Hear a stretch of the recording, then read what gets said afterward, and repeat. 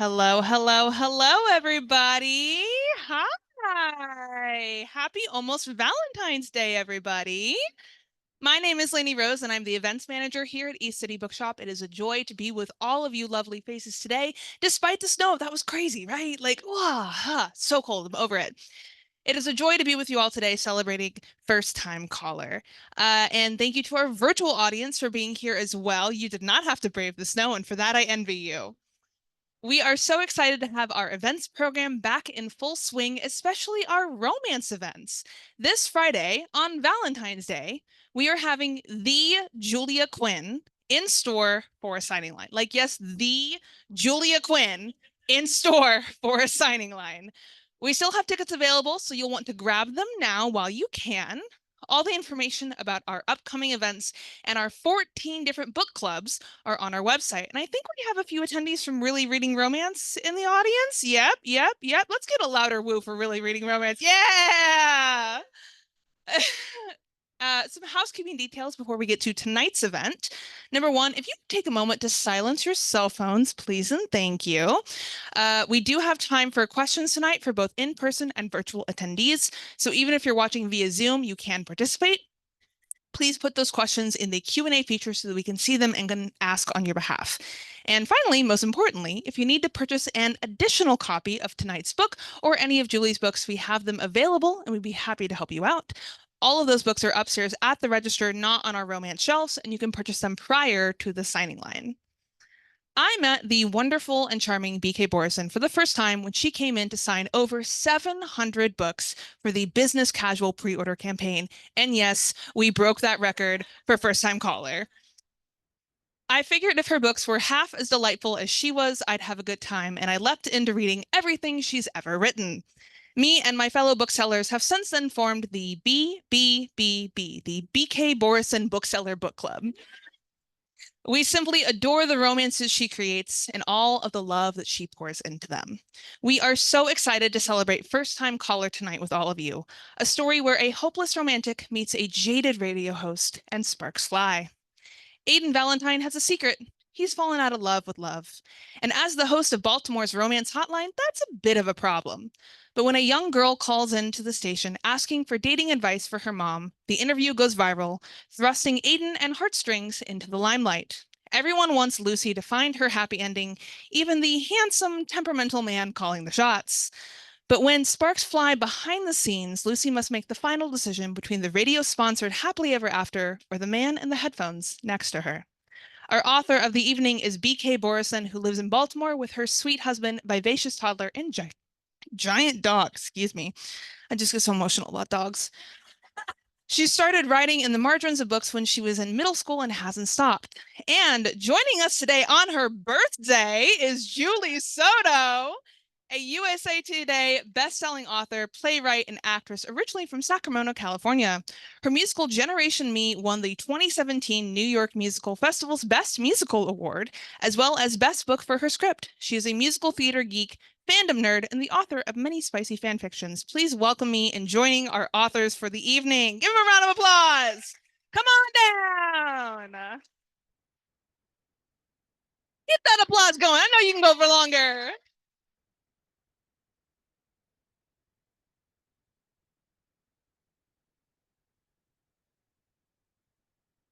Yeah. Okay, before we start, hey, hi, hello, hi.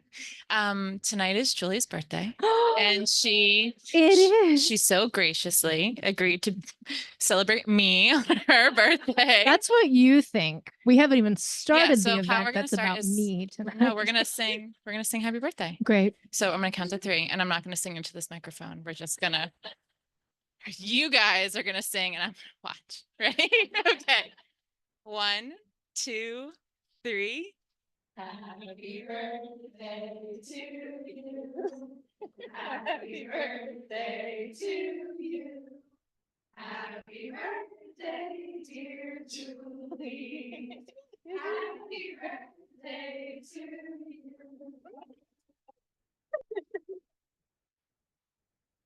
Okay, now I'll talk about me. Awesome. We got it out of the way. Thank God.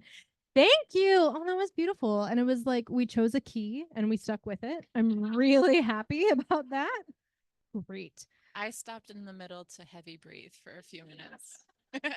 So my key was heavy breathing. The key of C. Should I tell everyone how we met Yes. the first time? Well, we met for the first So time the tonight. first time I met Julie, Julie doesn't remember this moment. We were both at Steamy Lit. I have been a fan of Julie for years from her fan fiction days. And it was right before we were about to go back to the signing line. I guess I you have to tell me. I remember. I'm gonna tell you. And we were in the bathroom at the same time. And I came out of the stall and I saw Julie, and I was just wide-eyed, heavy breathing, staring at her in the mirror. And I think I don't even remember what I said to you, but you're like, yeah, okay. No, you said nothing. No, oh yeah, I was just lurking. I have behind. the DM where you're like, and I said nothing to you.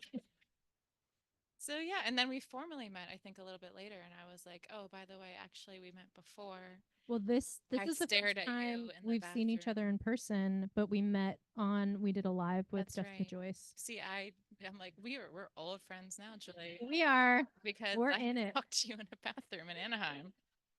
But the best part is that like masks were on too. So like Mine wasn't. it had to have been because I like didn't recognize you.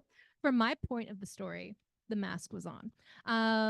But it was great. I was so happy to be able to come to DC and celebrate this amazing book with BK. Would you tell us? I know we got the spiel. Tell us a little bit what the book is about in your own words. In my own words. First Time Caller is I like to say it's like a seasoned by Sleepless in Seattle instead of inspired by, because I think that inspires certain thoughts. But it's a story of a woman's daughter who calls into a radio station for a date for her mom because she thinks her mom is lonely. The mom is appropriately mortified when she realizes what her daughter's doing, and hops on the phone call to insult Aiden, the radio host. Yeah. And then For talking to an 11-year-old in the middle of the night. Yeah. Yes, she has Dateline thoughts about that. Yeah. And Aiden instantly falls in love. And it's the story of Aiden reluctantly agreeing to help this woman find a happily ever after, even though he doesn't believe such a thing is possible.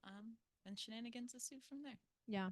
And it also like there's like a media aspect that comes into it, and like the business of love that like comes into it from like the radio station he works at, and like trying to create listeners and audience participation in the radio station. And there's just this like sense of pressure that I really like. So what I love, I feel like Maya is one of my favorite characters, the daughter. You wrote a child very well, and that is very hard to do in fiction. I have two of those. You found a couple children. Yes, I interviewed children on the streets. Yes. You procured a couple of your own children in preparation for this book. That was the only reason. Yes. Ian has spoken to me in depth about this. So tell me about the process of creating that mother-daughter relationship, and just Maya in general. I love she's so wise for her age, but at the same time, what does that mean anymore? Because kids are so exposed to media and know how to talk to strangers and adults, not in a bad way, all the time. And so like, what was that process like for you? It's hard to write a kid in a book. I feel like that's not be hyper aware that you're writing this child that knows more than they should, or is like, it was hard to write her in a way that felt like she wasn't an adult in a child's body. And actually in Sleepless in Seattle, I feel like Jonah is very much an adult in a child's body, but in a very like, I think you balance it with the naivety of like, and the hopefulness of a child. Like Maya calls this radio station because of course it's going to go great. Like, of course it's going to result in the best possible thing. I think when you're writing children with this idea of hope and like not carrying the weight of disappointment, or like the way things could go wrong. In Maya's mind, it's only going to end up in the best case scenario for her mom. And her mom, of course, is like, what are you doing? So I liked writing Maya, and it was a hard balance. Like a lot of the drafts I would read back and I'm like, is she 12 or is she 24? Like, Yeah. so that was a challenge, but it was a fun one. Well, and that's what I mean is she felt like a child with that precocious attitude, and like it's sometimes so hard when you're reading books with young children in them that they feel 24, they feel like they're being the Gilmore Girls, you know, and it's very quick and everything like that, and those are very exciting relationships as well, but that I feel like you just wrote Maya so well, and I love that. Thank you. Yeah. And what I also love about Maya too is that like her involvement is sort of very heavy in the beginning, and then she sort of removes herself to like this puppet master role, Yeah. where she's aware of everything that's going on. And I like the idea in my head when I was writing it of Maya wanted it to be Aiden the whole time. And like the idea of just her listening to this romance hotline and seeing things in Aiden that her mother would connect with. I really love that idea. Yeah. And so Maya, not necessarily wanting anyone for her mom, but Aiden specifically. Like I like her in the puppet master Yeah. role. Well, and speaking of Aiden, there's something so great about a disillusioned romance hotline host in a way. Talk a little bit about like you crafted this really great character that it didn't feel it felt new to me in a way that, like, you know, a lot of our like main characters can sometimes like, I'll never find anyone, and I'm not looking for love right now, but something for him because of how the job he has. I felt like everything was very organic about the way that he had come to his opinions, and it was a slow process for him. Um, just tell me everything about Aiden in the entire world, and just tell me everything. Well, what I do like about Aiden, and people, I've seen some feedback of people being like, well, why is he a romance host if he doesn't believe in romance? I think as romance writers, we really understand sometimes like the worlds that we create don't match up with reality most of the time. Yeah. Yeah. And so I think for Aiden, he's been like steeped in this, like he wants romance to be one thing, but he has these callers that keep calling in and they're just complaining about their lives. And when you're inundated by negativity, you sort of turn into a bit of a crabapple yourself. And I think Aiden is struggling a lot with trauma that he hasn't dealt with. And he's very intentional about like, okay, this is not something I want. I don't want it at all. It fine if it exists, but not for me. And so having him sort of reluctantly tumble over himself when Lucy appears was just a joy to write. And I think what I love the most about Aiden is that he's so put together in the booth, but then he's faced with Lucy and he's like a total idiot. Yes. And Yeah. I just love that. Terrible dentist innuendos. Yes, very much so. You'll get it. You'll get it. Yes. And then when it comes to Lucy, I loved the people that she surrounds herself with, and just the she has so many friends from different like eras of their own love lives too, with the mechanics, and just like tell us you talk Lucy's great, but like tell me like a little bit about Lucy and what it was like to craft that character who someone would fall in love with over like an hour-long phone call essentially. What I love about Lucy is she has all the love she needs. She's surrounded by good coworkers, a job she loves, an ex-partner that she's raising her child with, that she has a lot of respect and love and admiration for, friends, a daughter. She has everything that she could possibly need in her life, but it's this like sort of idea in the back of her mind, but do I have everything that I want too? And I think the original Sleepless in Seattle movie is a lot about loneliness and having everything perfect in your life, but still struggling with the concept of the magic part and the whimsical part. And for Lucy, I think she's put herself last on the list for so long. She was a mom at a very young age. And I feel like when you become a mom, you put yourself at the bottom of the list, not intentionally, just sort of falls that way. And so for Lucy, she's realizing now that she's in a place where she can start moving herself up the list, and there's some things she missed out on. And so I think her and Aiden are so similar in that they both have decided that romantic love, isn't on the table. But I think Lucy cracks open that piece of her that holds all her hope a lot sooner than Aiden does. I just love them. Yeah. I love them too. The end. The end. Thank you for coming. Okay, so a funny story. I have to drive like 4 hours to get to an airport. So my mom and I were in the car, and I was like, I want to reread essentially this book that I'm talking about on Wednesday. I just want to like refresh myself. And so, but it was before the audiobook could come out. So I have an app that will play a PDF to you. Did you read the book to yourself? Dear Heartstrings. The Julie Soto version will be released in 2 days. Yes. It's part of a pre-order campaign. No, I have an app that will like read a PDF to you. Don't think too much about whether it's AI or not. I don't want to.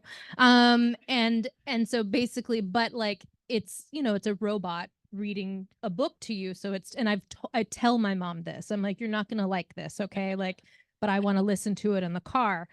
And we get like an hour into the drive, and she goes, I just remembered that you told me it was a robot. I felt so bad for your friend. That this audiobook narrator is so bad.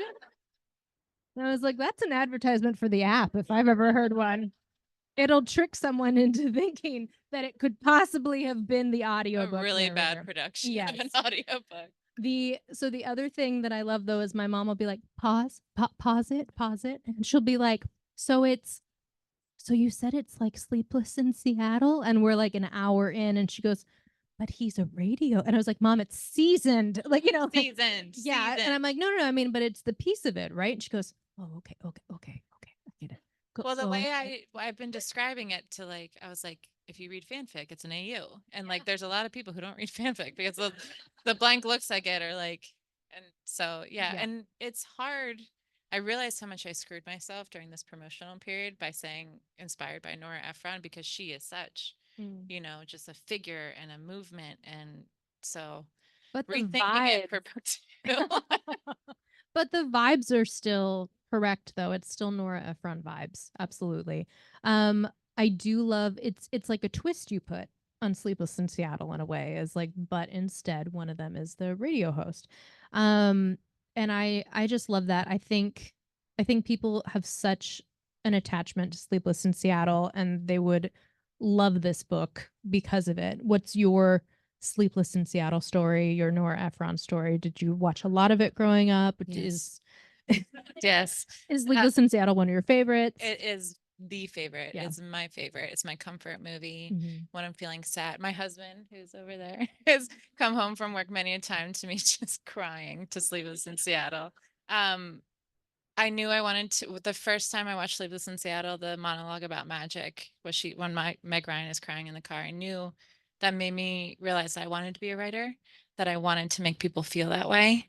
And so when it came time to end Love Light, and my agent was like, so what do you want to do next? Well, I wrote another book that she said was garbage. So, so it wasn't that.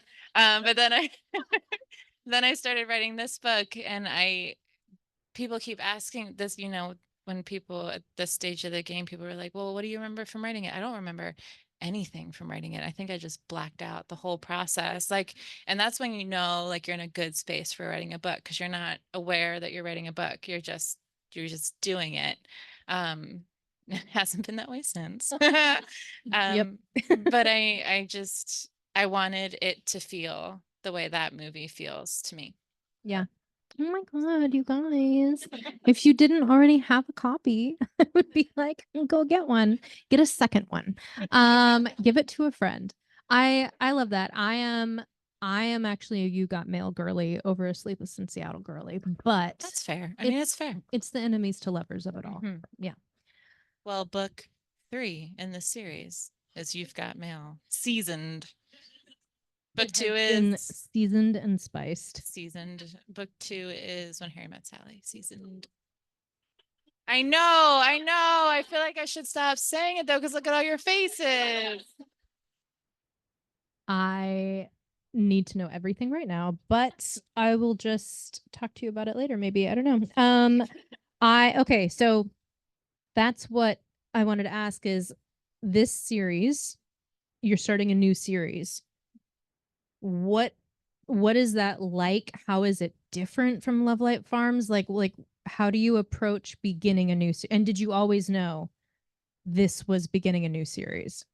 I don't think I can help myself when it comes to writing a book. Like I start writing it, I'm like, it'll just be this one. And then I start writing the side characters and I'm like, shit. Yeah. And then I get invested and involved. And suddenly And I'm in love with suddenly- Jackson and Yeah. there's nothing that can be Well, done about that. So Book 2, Jackson. I couldn't see that coming at all. Well, it's funny because I had a Jackson was not initially book 2, and then Berkeley was like, no, he's book 2. And I was like, Yeah. okay, mom. It's book 2 now. But yeah, I think I naturally approach storytelling from the series aspect because I think a lot of the romances I consumed early on were series related. I remember distinctly reading Chloe Lisa's Bergman Brothers series, and I was reading it, and she got to the point where she introduced there's like 9 siblings, and I was like, yes, like you know what that means as a reader. So I think naturally I sort of lean that way. I don't know if I could honestly write a standalone. Maybe. I mean, you don't have to Not anytime soon. we're here for the series. But so like when you went to wrap Love Light Farms, did like what does it feel to like open up a new world in this way? Like were you excited about creating little like touchstones, like locations that will travel through all 4 books? And like what kind of process did you have with playing in a new sandbox? I think it was a little bit of relief because I could let go of, all the structure that I built around Love Light and the details and the things I needed to remember about who did what and who was where and why, and sort of releasing that and starting over fresh somewhere new. That was really nice. And this one was based in Baltimore as opposed to fictional town in Eastern Maryland. This one I could have places and settings that were very important to me and to my family, and to my childhood, and touch on all those little bits and pieces. And so starting over, it was also refreshing because I feel like I learned a lot building the Love Light universe, and I could do things differently this time. Like what? No. Like, I don't know. It just felt good. And this is probably not a good answer because I do love Love Light, but it just felt good to move away because I knew readers wouldn't be carrying certain expectations for a new world. Yeah. Everybody had certain thoughts and opinions and feelings about who should be doing what in the Love Light universe. Like characters where they were in their happy endings, and if they had children, if they were married, blah, blah, blah. And I love that. I love that involvement and investment, but it felt really good to just talk to myself and have my own voice in my head for this new series. Yeah. What I like the idea of like you releasing the fictional town and like coming into like grounding it into Baltimore. When I was writing Forget Me Not, it's fully based in Sacramento where I grew up, and like creating your touchstones and things. And I feel like there's this like safety in creating boundaries. Like, well, no, I have to time out how long it takes to drive these places, and things like that. Were there any fun things about Baltimore that are like, see, it's funny. I was about to say that are boring, but like that, but like fun things or boring things about like setting it in Baltimore and getting a sense of like, well, I know they don't have that on the menu, so I can't put that on like in exactly that. Like I got way too intense about like, well, she wouldn't parallel park because there's never parallel parking on that street. And it's funny, my husband's gonna roll is always in the corner, but I don't often read a lot of reviews prior to the release of a book. I skim, and there was one review that devastated me. Someone said, "I think the writer is just a tourist to Baltimore," and guys, I would be lying awake in bed at night, staring at my ceiling, like, and then Ian was like, "You gotta let it go." I was like, I can't let it go." But and then like 2 days later, I got another review like, "This girl knows Baltimore." And I'm like, "Yes, I do because I live there." Damn it. God damn it. So yeah, it was. I definitely got caught up a lot more because when you're making your own town, you're just like, yeah, they serve croissants on Tuesdays, blah blah blah. But then I was like, Croissant Tuesdays. yeah, and then I would croissant Tuesdays at Layla's. But this one I would definitely like look at menus Mhm. and check traffic maps. Yeah. But there's a joy in that too. Yeah. I like the constrictions of that sometimes. I was just doing an event with Sarah Adams near the Sacramento area, and this girl comes up to me. She goes, "I have a bone to pick with you." And I go, "Okay." And The exit is over there. she she goes, "You don't speed down Old River Road?" And it took me a long time, longer than I admit, to understand that Elliot specifically said you can't speed down Old River Road because it's narrow and there's a river there. She goes, "We all speed down Old River Road. What are you talking about?" And I was like, maybe Elliot doesn't. I feel like it fits his character to not speed. He's like, "You can't speed down Old River Road." Yeah. And it was like, I feel that same sense of like, there are people that you want to please with Baltimore. And then there's people that, and this girl, we had a laugh. Like, don't worry, I'm not talking about her. But then there's people you can't please. Like, I'm gonna bring up the review again. oh my God, what review? It's burnt. She said something like, "This restaurant closed 2 weeks ago," and I wanted to be like, this book was written 2 years ago. It is so hard in that moment to not get on your keyboard and be like, "Listen, Cindy from." I shut my computer and I walked away. Oh man, so we know what review to look for. I don't use Goodreads anymore. Can we It's not downvote? Goodreads. Okay. It's not a Goodreads. Is it Reddit? Can we downvote? Oh, I don't even go on Reddit. No, that's a cesspool. I'm only in the interview with the vampire subreddit. We all knew this. Everyone in this room Yeah. was aware. I hope you know. Okay, also I want to bring up Heartstrings is the name of your series, which I stole it from you. graciously gifted to you. I stole it from Julie. I stole it. That was the original title of Not Another Love Song. Yes. Yeah. That was my working title for Not Another Love Song. And they said, "We don't think it's strong enough, but we think PK Borison could really do." And I said yes. No, it was so good. I saw it come out as like book 1 of the Heartstrings series. I was like, yay! I was like, it lives on. Yes, it does. Yeah. I think I don't remember when I saw it. I think I'm trying to like come up with a reason of how I didn't steal it right now. I didn't steal it, Julie. No, I did probably a little bit. No, but there's also like when I was cross-checking, like, are there other books? Like, am I, are there other books named Heartstrings? And there's like some YA books that have like You and Me and the Heartstrings. Oh yeah, Ivy has a new, yeah. Her new one is I have that in my inbox. So did I. Humble brag. I won't even be humble. Yeah, but I love it. It's like, is that hard coming up with a series name? Because I had to like title my fantasy series and I hated that. And what is the title? The Evermore trilogy. Yeah. And like, it's so good, guys. I'm not gonna I told Julia that like 99% of the reason I invited her here tonight so I could grill her at dinner about Rose and Chains. And she did. I did. I know things now. I'm not gonna tell them. How exciting. It's so exciting. But like, okay. When it comes to like naming a series, like Heartstrings is how is Heartstrings related in book 1? Like what does that mean to book one? It's the name of Aiden's radio show. So does that do you have to like search for something that feels like it truly will carry all 4 books, or do you have to like release one of the plot lines to not necessarily like I think, gosh, I haven't really put a lot of thought into it now that we're talking my about God. it. write this down? But I think it's come very naturally. Good. I don't, for Heartstrings, I think once you read the book, you'll see, I think it's very clear who the next 2 books are about, especially with My favorite.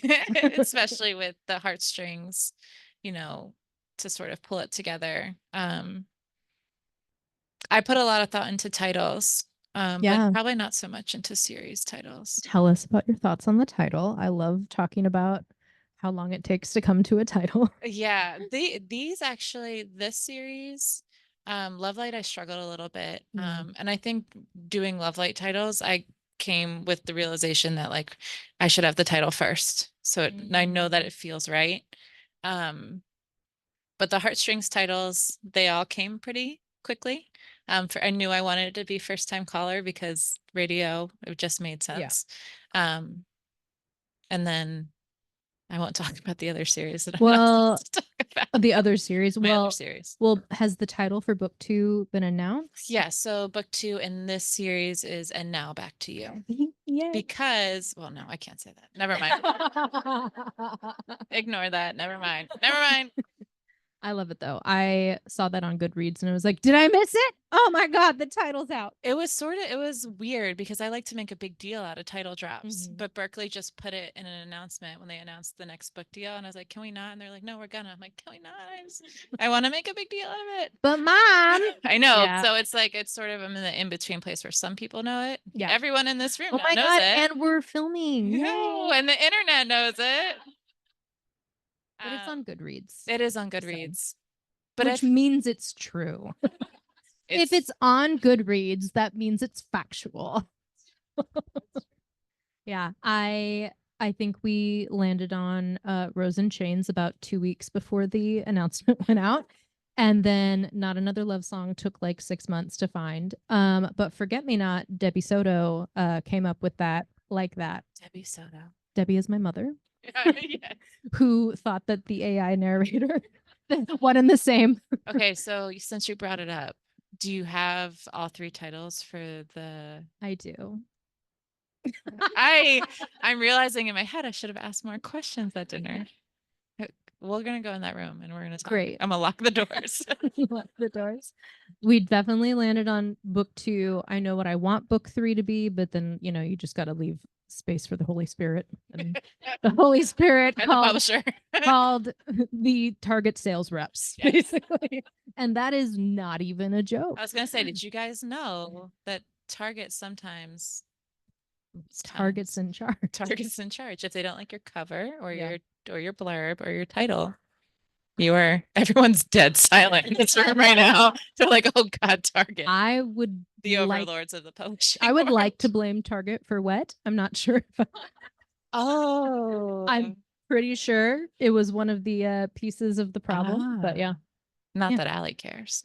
Not that Allie has an opinion either way or has any Allie kind of like is totally anger. okay with changing the name of her book. She has never spoken about it since. I just did an event with Allie in St. Louis, and she had the stamp that crosses out deep end and puts wet instead. And I cannot describe to you guys the passion with which she was stamping these books. Yeah. Just full body. Yeah. In blue, wet. All 625 books she had to do. She just passionate to herself. Yeah. She says, I'll do it. I got it. Do not help me. Yeah, I was with her in London. We did an event together over the summer, and like it had been a while since they changed it to deep end, but like we were basically joking that like the UK could still, they're not run by Target, and like the UK readers were like, yes, and so I started the hashtag keep it wet. with the H. And so please, when you post about Deep End, which is a #1 New York Times Number bestseller as of today, please post Keep It Wet. Thank you. Hashtag Keep It Wet. No, keep it wet as suggested by Julie As Soto. suggested. Keep It Wet, and then a second hashtag Julie Soto. Okay, so you not only have a follow-up book of a character that I'm not gonna speak of, coming next year sometime, right? Jackson's book, yes. Is that who? Oh my god. But before we return to the Heartstring series, we are coming to another new series.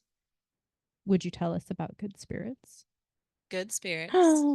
Which is available for pre-order now, correct? Yes, and if you order through eCity, you get goodies. Oh my god, you guys are here. You You're in guys the are here right place where it now. happens. And I actually just finalized the goodies today, and they're real cute. Yeah. Okay. Super Cute cute. goodies, not just Cute. like any goodies, cute Yeah. goodies. Yeah. I spend a lot. I fixate on the goodies. It's my Okay. favorite part of the job. But Good Spirits comes out in October. They moved. Never mind. I'm not gonna say that. I'm gonna keep that to myself. We're gonna talk in the back room over there about that. Good Spirits is about a ghost of Christmas past who gets his haunting assignment for the season. And when he shows up, she's lovely and kind and sweet. And he's like, "Why am I here?" And she's like, "Well, I certainly don't know why you're here." So the book is them traveling through her past and trying to figure out why he's haunting her before the deadline of Christmas. And he's a hot Irish fisherman ghost. I think like I only needed one of those 4. Fisherman is like on the, maybe I needed 2 if fisherman was one of the first ones, Well, but it's- all the other adjectives I only needed ghost. It was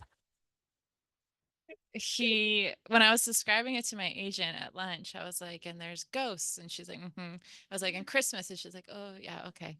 And she was like just picking at her burger, and then I said, and he's Irish, and he was a fisherman when he was alive, and she was like, good. Oh, thank God you found it. She was like, okay, I'm on board now. Let's do it. So okay. He's dead. Oh man, damn it. How corporeal is he? It's pretty solid. I think that's all we needed to hear, right? Because like some things go through your head sometimes. You're like, this sounds so sweet and angsty.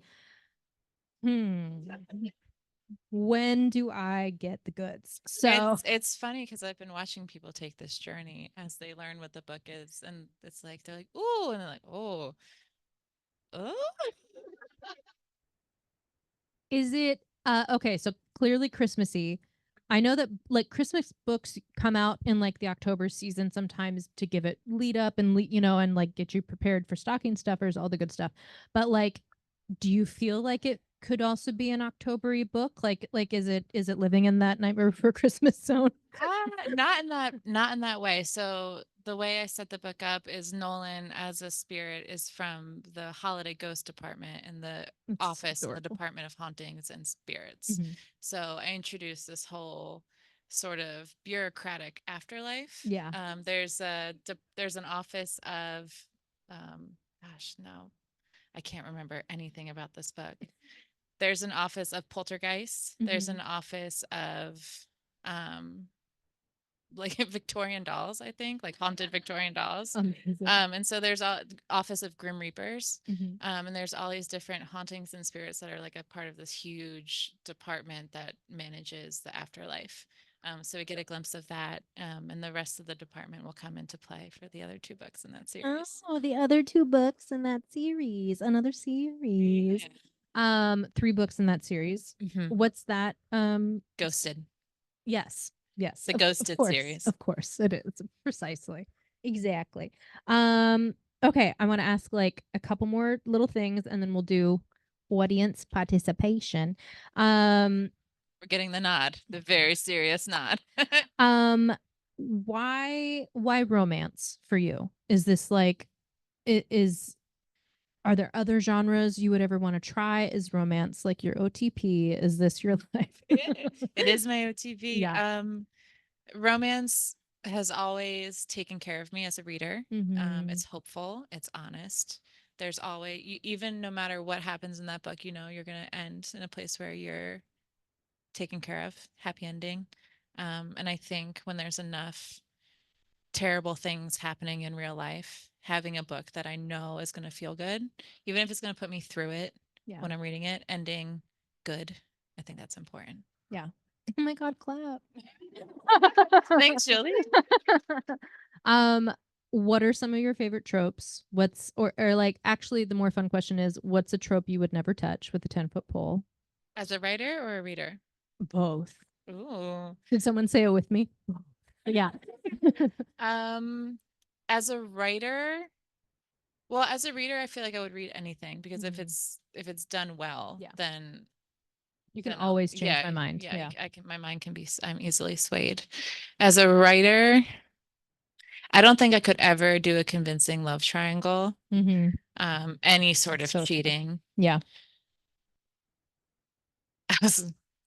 I'm gonna keep that to myself. Never mind. We have 3 topics that we're discussing in yeah, that but add it to bathroom. the list. Excellent.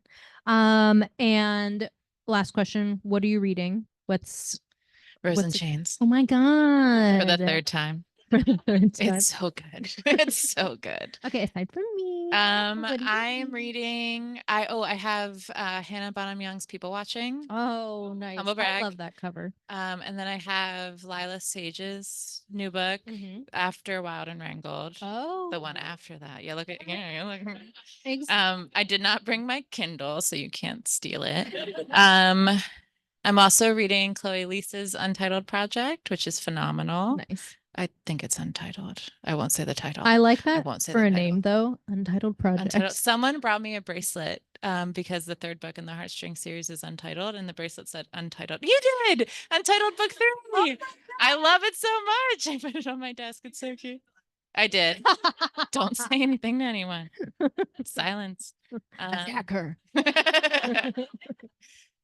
What else? What are you reading? What are you reading right now? I was not prepared. Did you see No. my eyes like Yes. glaze over. I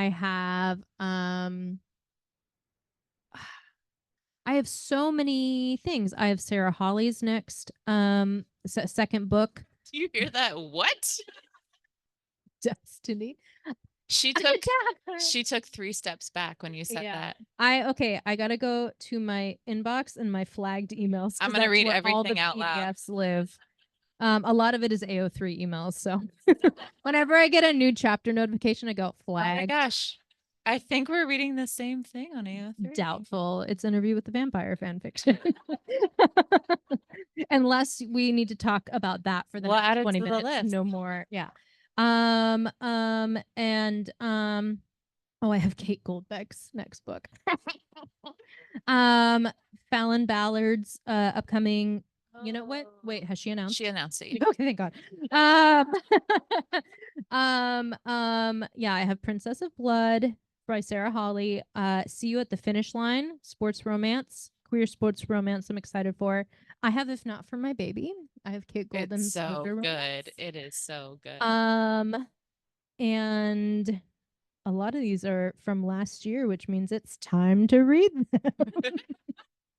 But those are like, it's funny, you get to like certain like ebbs and flows of like work life where it's like the only books I'm reading are the ones that I need to blurb. And it's like, and not that you're not reading for pleasure, that they don't give you pleasure, but it truly is like, let me look at my work list. Hold on, like. But you also get to the point too where I feel like you can start harassing people for the books you want. How do you think she got Rose and Chains in October? Instantly, as soon as you announced it, I was like, I think she was the first person to get the PDF. It was within 20 minutes of you announcing it. I was like, in my head, I was like, okay, so I could go through the proper channels. I could go through my publicist. You would never get it, is what we've learned. I know. And then I was like, no. I mean, we already met for me breathing heavily in a mirror in an Anaheim bathroom. And she wonders why I didn't say hi. I know. I was like, you cannot possibly sink lower than this moment. So might as well ask. And I got it and I read it and like, it's so good. So good. If you haven't pre-ordered, do so now. You can pre-order through. And it has the sprayed edges. Yeah. It's gorgeous. Yeah.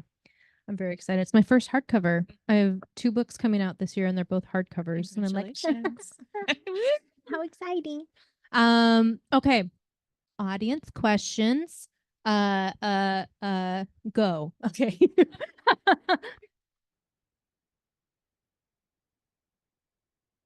Oh no. The question is, can you talk about your writing process? And the joke was, I assume you're a plotter, not a pantser. I like how that was a joke to you. And the joke was, I do not plot heavily before writing. Part of the trad gig is that you have to submit pretty detailed outlines about what the book will be about. 98% of the time, the book does not, for me, match whatever I wrote. Recently, I had to write the whole outline of what happened, and then I had to write the book, and we are getting ready to shop it around. And my agent was like, "Can you fix this so it actually matches?" And I was like, "Oh, I guess I should." what's wrong with it? What about you? Do you plot or do you just go? I need like the signposts, like I do the big events. And then I always want to know how the book ends before I start writing, which Yeah. is terrible because then you don't start writing. But a fourth thing to talk about in the room together is the way that the Rose and Chains outline changed. I'm laughing and no one else is in on the joke. We'll add it to the list. Add it. So But I'm the same way, I think. I think I have like the milestone moments. And actually the book I just finished, I didn't know how it would end, and it was miserable. I was just dilly-dallying around the end, like, is it here? I don't know. Is it Yeah. there? I don't know. It's not here either. I would write something and be like, is this? Nope, this isn't it. And so let's keep going. 7 epilogues and you're like, Are we done? eventually we Are feel we done? good. Yeah.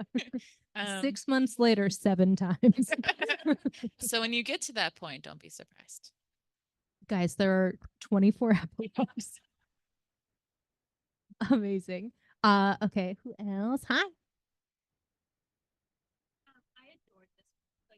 Thank you.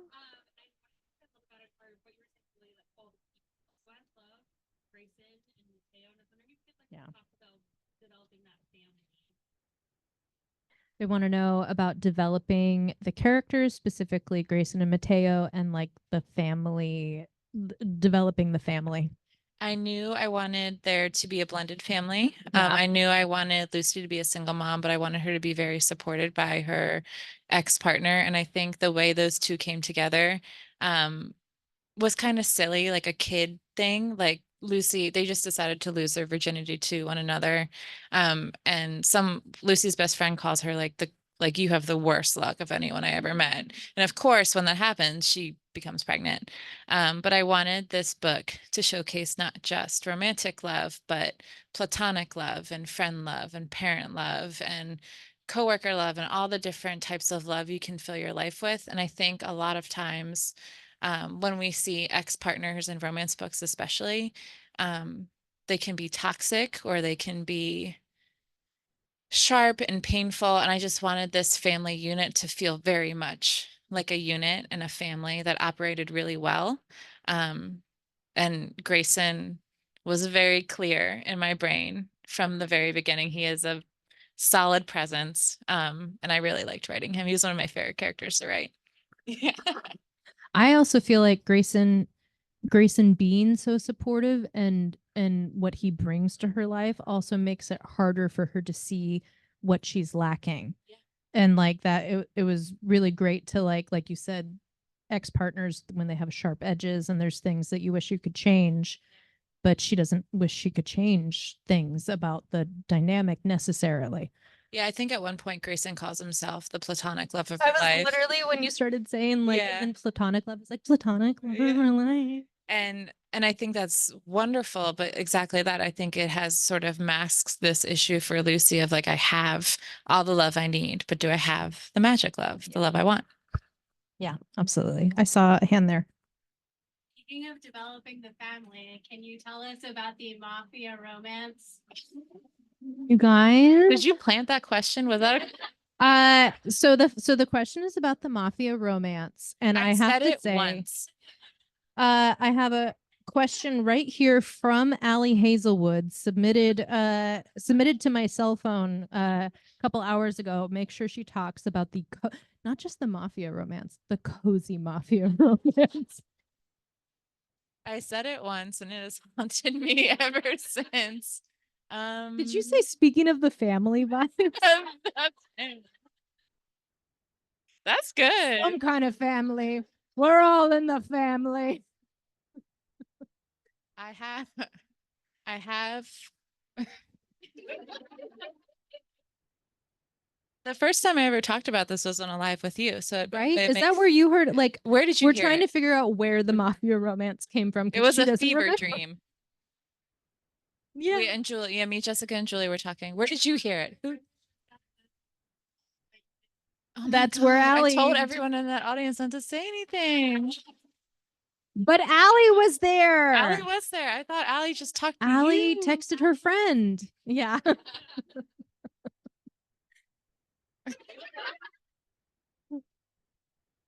Now Oh my everyone knows. God, I how once said I wanted to write a mafia romance where like a rom-com mafia, you know, Yeah. light and easy, Yeah. breezy. I actually pitched this to my agent and the look I got, she's like, what else? But I have like a full series plotted and planned. I made covers. It's ready. I don't know. We'll see. Guys, what hashtag should I use going forward? Cozy mafia romance, I think. The family. In the club. You know. I'm just digging myself deeper. It's so good. How exciting. I cannot wait for the self-pub version of this. Under the name Barry BK Buchanan. Morrison. Under, E.E.K. under Bex. Morrison. Yeah. Yeah. Get I'm rid- gonna pitch this next time my option's up and I'm gonna be like, but listen, guys, the people love it. We have the stats. We've done crowdsourcing. They told me it was a good idea. Yeah. We'll see. I don't know. I love it. Question from What would happen if Aiden and Lucy went to Love Light? the question is, what would Oh. happen if Aiden and Lucy went to Love Light? I think I have actually thought about this because there's a little Love Light appearance in First Time Caller. I think Aiden would say he hates it, but I think he would secretly really love it because I think Aiden has told himself he doesn't like these soft, gentle things, but secretly he really craves it. So I think he would be like just bumbling around Love Light, like, rah, rah, rah, rah, rah. And then he would be at Layla's and he would drink the cocoa and he would cut down a tree and then he'd get the sweatshirt. And then I think it would be like a slow slide into full obsession with the tree A slow farm. burn. A What did slow I say? burn. Aiden in a Christmas tree book too. Other questions? Hi. How did you research it? I love local radio. The question was Sorry, I got excited. what research did you do on being a radio co-host? And I said, I love local radio. I love I watched a lot of YouTube videos of like local radio hosts and their day to day, because local radio hosts are an eccentric group, I feel like, and very eager to showcase what their lives are like. I went down a slippery slope of YouTube videos. I watched a lot of college radio stations. Like there's a lot of like day in the lives of those. So yeah, and I love local radio. I love that it's focused on the most ridiculous stories. I love police blotters. I love local TV. I love weird little stories that stitch communities together. And I think in Baltimore, especially, it's a city that feels very much like a small town. And I feel like for my first like foray out of the small town environment, it was still in my mind very neighborhood based and small town based. And so local radio felt like a really good fit for the story I wanted to tell. I love that. I love local radio. I remember going to college and being homesick. And I grew up in Baltimore. I went to college in DC. So it was like a 30-minute drive. But I was homesick for like the weird commercials you hear all the time, and the jingles you hear, and the certain personalities and people calling in. And so it's deeply comforting to me. It makes me feel like I'm a part of a community instead of just like a amorphous blob floating through. It's hopeful and it's Yeah. silly It's and grounded. it's So like you said, like I immediately thought of a bunch of jingles that none of you would know from Northern California, and I was like, yeah, there's like only like a handful of people in my life still who I can like sing Manteca water slide and everyone's like, gotta butter, like, and they pick it up and go. Yeah. I don't know that jingle. No, you haven't been to Manteca, California? Nope. Neither have I. Anyways, more questions? Yeah. Of radio, did you write the scenes where like Aiden's on the phone with the callers? Did you write those as you were writing, or did you go back and fill them in? Question was, did you write the scenes where Aiden is on the radio with the callers, the transcript stuff, before or after? About halfway through, I realized that I wanted to do the transcripts in between because I was writing a lot about a radio show, but we weren't seeing them on the radio a lot. So it felt like I was missing that piece of it. And it was a fun little break for me in between each chapter to write like a little, like not worry about anything, but just them talking to each other. And I think something that Nora Ephron does so phenomenally well in her scripts and her work is the dialogue and how she snaps right along. And I wanted to do that with the transcripts. I felt like it was a way to include radio without talking a lot about the mechanics of being on a radio show. Page 77. The one on page 77 made them cry. Let's look. Oh, yes. Yeah. You should have heard my AI narrator. I wonder if I should. Shall we do an excerpt of First Time Caller from? Let me. You were prepared. Don't do a sex scene. No. I push backward in my chair, swiveling in my seat to mess with the programming software I'm still terrible with, despite having had this job for the better part of 6 years. All right, Baltimore, stick with me. We'll be right back after these messages from our sponsors. Okay, the best thing is part of you is like, that's not bad. But like, imagine thinking that was a paid narrator and you'd bought this on Audible. That was my mother for an hour. She was like, oh. Yeah. And then I'm sure she was like, why is he doing Lucy too? Anyways, that's First Time Caller, BK Borison. How many more questions? How about 14 more? No. One more question. How do we feel? Anything from online? Anything? There's a question about like how, as somebody who wants to write a book, like how would you get started? How would you get started if you're someone who wants to write a book? I'm never someone who wants to write a book. So I know, that's why I was giving you that asking. look. I always have the worst advice for this. I would say, I will say this. I do think that a lot of people before they start writing a book start thinking about everything but the writing of the book. Yeah. Don't worry about the promo or the packaging or the marketing or the influencers or the social media. Or even like the whiteboard I need to buy. Yeah. In order to start making a plot. How many pens and notebooks do I own? I own so many notebooks. Yeah. This notebook will fix me. Notebook will fix me. Yeah, like I agree. There's so many other things. There's so many other tools that are so helpful, but in the wrong hands, they keep you from writing. and you're the wrong hands.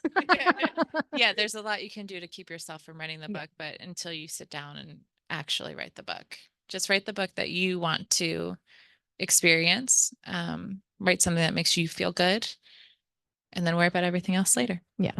And I always say, like, it's that old advice, like, you can't edit a blank page. So you have to make it exist before you make it good.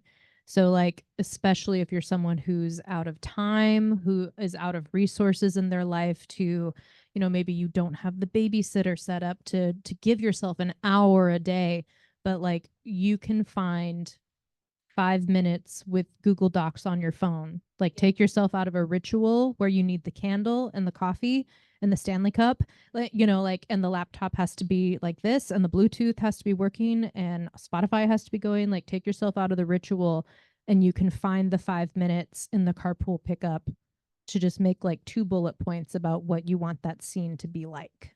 And then you'll have written that day. You'll have done work. Thinking about a book is writing a book. Yeah, unfortunately. Unfortunately, yeah. I do a lot of work. Thank you, everyone. I don't know why I'm looking around. She said one more question and we're done. Thank you for being here. Yay! Round of applause to BK. Excellent, excellent, excellent. So I'm going to send you two back to our little green We room. have And then 4 we'll secrets talk to discuss. our logistics for the signing line. But another round of applause as they head off. Woohoo! Thank you to our virtual audience for being here, and thank you to all of you for being here. So I have a bit of a laundry list of logistics to talk through with you guys for the signing line. Are we all on the same page? You're with me, right? You're with me. Great. So our signing line this evening